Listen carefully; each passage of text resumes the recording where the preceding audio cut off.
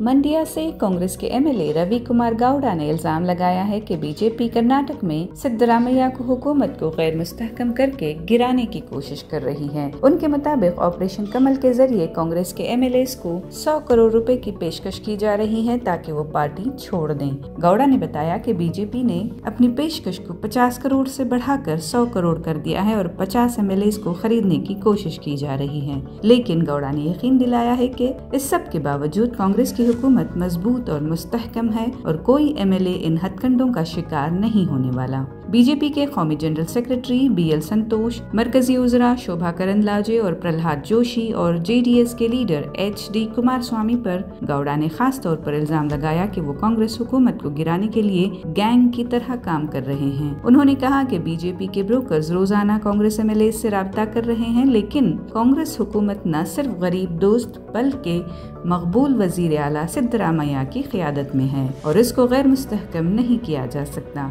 गौड़ा ने यह भी वाज़ेह किया कि शवाहिद जमा किए जा रहे हैं और उन्हें इन्फोर्समेंट डायरेक्टरेट और सेंट्रल ब्यूरो ऑफ इन्वेस्टिगेशन के हवाले किया जाएगा। उन्होंने मजीद बताया कि उनके पास रिश्वत की पेशकश की एक ऑडियो रिकॉर्डिंग भी है जिसे वो मुनासिब वक्त पर जारी करेंगे। ಇವತ್ತು ಹೇಳ್ತಾ ಇದ್ದೀನಿ 50 ಕೋಟಿ ಈಗ 50 ಕೋಟಿಯಿಂದ 100 ಕೋಟಿಗೆ ಹೋಗಿದ್ದಾರೆ 100 ಕೋಟಿ ಕೊಡ್ತೀವಿ ಮೊನ್ನೆ ಯಾರೋ ಒಬ್ಬ ಫೋನ್ ಮಾಡಿದ್ದ ಸರ್ 100 ರೆಡಿ ಎಲ್ಲಿಗೆ ಬರ್ತೀರಾ 50 ಜನ ಎಮ್ ಎಲ್ ಎಗಳನ್ನ ಪರ್ಚೇಸ್ ಮಾಡೋಕ್ಕೆ ಬಿಜೆಪಿಯವರು 100 ಈಗ 50ರಿಂದ 100ಕ್ಕೆ ಹೋಗಿದ್ದಾರೆ ಬಿಜೆಪಿಯವರು ನನಗೆ ಯಾರೋ ಒಬ್ಬ ಫೋನ್ ಮಾಡಿದ್ದ 100 ಕೋಟಿ ನೀನು ಈಗ ಯಾವನ ಗಿಡಿಯೋ ನೀನು ಹಿಡ್ಕೊಂಡು ಹೋಯ್ತಲ್ವಾ ಅಂತ ನಾನು ಇಡಿಯವ್ರಿಗೆ ಫೋನ್ ಮಾಡೋಣ ಅಂತಿದ್ದೆ। ಹಿಂಗೆ ದಿನನಿತ್ಯ ನಮ್ಮ ಸರ್ಕಾರ ಬೀಳಿಸ್ಬೇಕು ಅಂತ ನೋಡ್ತಾ ಇದ್ದಾರೆ 50ರಿಂದ ಈಗ 100 ಕೋಟಿ ಆಫರ್ಗೆ ಹೋಗಿದ್ದಾರೆ। ಆದರೆ ನಮ್ಮ ಸರ್ಕಾರ ಸ್ಥಿರವಾಗಿದೆ, ಮುಖ್ಯಮಂತ್ರಿಗಳು ಸ್ಥಿರವಾಗಿದ್ದಾರೆ, ಗಟ್ಟಿಯಾಗಿದ್ದಾರೆ। ಸಂತೋಷ್ ಜಿ, ಶೋಭಾ ಕರಂದ್ಲಾಜೆ, ಕುಮಾರಸ್ವಾಮಿಯವರು ಮತ್ತು ಪ್ರಹ್ಲಾದ್ ಜೋಶಿ ಇವರೆಲ್ಲ ಒಂದು ಗ್ಯಾಂಗ್ ಆಗಿ ಕಾಂಗ್ರೆಸ್ ಸರ್ಕಾರವನ್ನು ಅಸ್ಥಿರ ಮಾಡಬೇಕು ಅಂತ ಹೋಗ್ತಾ ಇದ್ದಾರೆ। ಆದರೆ ನಮ್ಮದು 136 ಜನ ಇರುವಂಥ ಬಂಡೆ ಅಂತ ಗಟ್ಟಿಯಾಗಿರುವ ಸರ್ಕಾರ, ಜನಪ್ರಿಯ ಮುಖ್ಯಮಂತ್ರಿಗಳು ಬಡವ್ರ ಪರ ಇದ್ದಾರೆ, ಇದನ್ನು ಬೀಳ್ಸೋಕ್ಕೆ ಯಾವುದೇ ಕಾರಣದಕ್ಕೂ ಸಾಧ್ಯ ಇಲ್ಲ।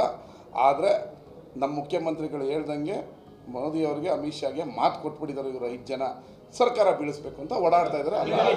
ಯಾರೋ ಹಿಂಗೆ ಇರ್ತಾರಲ್ಲ ಬ್ರೋಕರ್ಗಳು, ಈ ಬೆಳಗ್ಗೆ ಇದ್ದರೆ ಬಿ ಜೆ ಪಿಯಲ್ಲಿ ಬ್ರೋಕರ್ಗಳು ಕೆಲವರು ಓಡಾಡ್ತಾ ಇರ್ತಾರೆ, ಆದರೆ ನಮ್ಮ ಯಾವ ಶಾಸಕರು ಬಲಿ ಆಗಲ್ಲ। ಈಗ 50ರಿಂದ 100 ಕೋಟಿಗೆ ಹೋಗಿದ್ದಾರೆ, ಶಾಸಕರು ಖರೀದಿ ಮಾಡ್ತೀವಿ ಅದು ಮಾಡ್ತೀವಿ, ಅವ್ರಿಗೇನು ಅಂದರೆ ಕಾಂಗ್ರೆಸ್ ಸರ್ಕಾರ ಅಸ್ಥಿರ ಆಗಿಬಿಡಬೇಕು, ಕರ್ನಾಟಕದಲ್ಲಿ ಕಾಂಗ್ರೆಸ್ ಸ್ಟ್ರಾಂಗ್ ಇದೆ ಅನ್ನೋದು ಅವರ ಏನೋ ಅಗಲಗನಸು। ಕಾಂಗ್ರೆಸ್ಸಿನ ಒಬ್ಬರು ಎಮ್ ಎಲ್ ಎ 100 ಕೋಟಿ ಆಫರ್ ಮಾಡ್ಯಾರ ಅಂತ ಹೇಳಿದ್ದಾರೆ। 100 ಕೋಟಿ ಎಲ್ಲದ ಅಂತ ಹೇಳಿದ್ರೆ ನಮಗೂ ಸ್ವಲ್ಪ ಸಿಕ್ಕರೆ ನಾವು ತೊಗೊಂಬರ್ತೀವಿ, ಒಂದನೇದು। ಎರಡನೇದ್ದು, ಒಬ್ಬ ಇಬ್ಬರು ಎಮ್ ಎಲ್ ಎ ತೊಗೊಂಡ್ರೆ ಏನು ಉಪಯೋಗ ಆಗೋದಿಲ್ಲ। ಯಾಕಂದ್ರೆ ಈಗ ನಮ್ಮ ಕಡೆ 60, 64, 66 ಎಮ್ ಎಲ್ ಎ ಇದ್ದಾರೆ, ಅದ್ರಾಗ ಒಂದಿಬ್ಬರು ಪಕ್ಷ ದ್ರೋಹ ಮಾಡಿ ಹೋಗಿದ್ದಾರೆ। 64 ಎಮ್ ಎಲ್ ಎ ಅಂದ್ರೆ ಕನಿಷ್ಠ ಇನ್ನು 64 ಎಮ್ ಎಲ್ ಎ ಬೇಕು। 64 ಇಂಟು 100 ಅಂತಂದ್ರೆ ಎಷ್ಟು ಸಾವಿರ ಕೋಟಿ ಆಯ್ತು?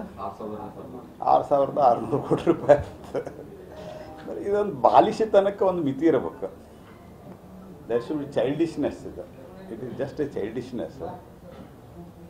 ಹಾಗಾಗಿ ಈ ಡೈವರ್ಟ್ ಮಾಡಲಿಕ್ಕೆ ಯಾರೇ ನಡು ಈ ಥರ ಚೈಲ್ಡಿಶ್ ಅವರನ್ನು ಬಿಟ್ಟು ಕಾಂಗ್ರೆಸ್ ಪಾರ್ಟಿಯವರು ಆರೋಪ ಮಾಡ್ತಾ ಇದ್ದಾರೆ ಅಷ್ಟೇ।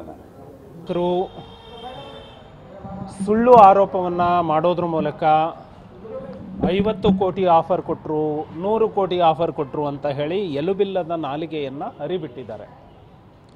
ಇವತ್ತು ಸ್ವತಃ BJP ಬಂದು FIR ಮಾಡಿದೆ, ರವಿ ಗಾಣಿಗ ಅವರನ್ನು ಪೊಲೀಸ್ ಕಸ್ಟಡಿಗೆ ತೆಗೆದುಕೊಂಡು ವಿಚಾರಣೆಯನ್ನು ಮಾಡಬೇಕು। ಯಾರು ಆಫರ್ ಕೊಟ್ಟರು, ನಿಮ್ಮ ಹತ್ರ ಏನು ಸಾಕ್ಷ್ಯಗಳು ಇದ್ದಾವೆ ಅನ್ನೋದನ್ನು ತನಿಖೆ ಮಾಡಬೇಕು ಪೊಲೀಸ್ ಅಧಿಕಾರಿಗಳು। Burden of proof lies on Ravi Ganiga. ಹಾಗಾಗಿ ಪೊಲೀಸರು ನಾನು ಕೊಟ್ಟಿರೋ ಕಂಪ್ಲೇಂಟನ್ನು ರಿಜಿಸ್ಟರ್ ಮಾಡೋದಕ್ಕೆ ಹಿಂದೆ ಮುಂದೆ ನೋಡಿದರು। ಪೊಲೀಸರಿಗೆ ಕೂಡ ನಾನು ಹೇಳಿದ್ದೇನೆ, BNSS ಬಂದ ಮೇಲೆ, ಹೊಸ ಕಾಯ್ದೆ ಬಂದ ಮೇಲೆ ಯಾವುದೇ ಪೊಲೀಸ್ ಠಾಣೆಯಲ್ಲಿ ದೂರನ್ನು ದಾಖಲು ಮಾಡಬಹುದು. ಎರಡನೇದಾಗಿ, ದೂರುದಾರ ಬಂದಾಗ ಯಾವುದೇ ವಿಳಂಬ ಇಲ್ಲದೆ ದೂರನ್ನು ದಾಖಲೆ ಮಾಡಬೇಕು. FIR ಕಾಪಿಯನ್ನು ಉಚಿತವಾಗಿ ದೂರುದಾರನಿಗೆ ಕೊಡಬೇಕು. ಹಾಗಾಗಿ ನನಗೆ ವಿಳಂಬ ಇಲ್ಲದೆ FIR ಕಾಪಿಯನ್ನು ತಕ್ಷಣಕ್ಕೆ ಕೊಡಿ ಅಂತ ಹೇಳಿ ಕೂಡ ಹೇಳಿದ್ದೀನಿ. ಅವರು ನನಗೆ FIR ಅಥವಾ ಎಂಡಾರ್ಸ್ಮೆಂಟನ್ನು ತಕ್ಷಣಕ್ಕೆ ಕೊಡಬೇಕು ಅನ್ನೋ ಒತ್ತಾಯ ಮಾಡ್ತಾನೆ. ರವಿ ಗಾಣಿಗ ಅವರನ್ನು ಸೆಕ್ಯೂರ್ ಮಾಡಿಕೊಂಡು ಪೊಲೀಸರು ಸಂಪೂರ್ಣ ತನಿಖೆಗೆ ಅವರನ್ನು ಒಳಪಡಿಸಬೇಕು ಅಂತ ಹೇಳಿ ಒತ್ತಾಯ ಮಾಡ್ತಾರೆ. मुअज़्ज़िज़ नाज़रीन, आपको क्या लगता है कि बीजेपी अपने इस कोशिश में कामयाब हो सकेगी? क्या वो कांग्रेस के MLAs को खरीद पाएंगे? अपना जवाब हमें कमेंट सेक्शन में ज़रूर बताएं। डेली साला डिजिटल उर्दू को सब्सक्राइब ज़रूर करें।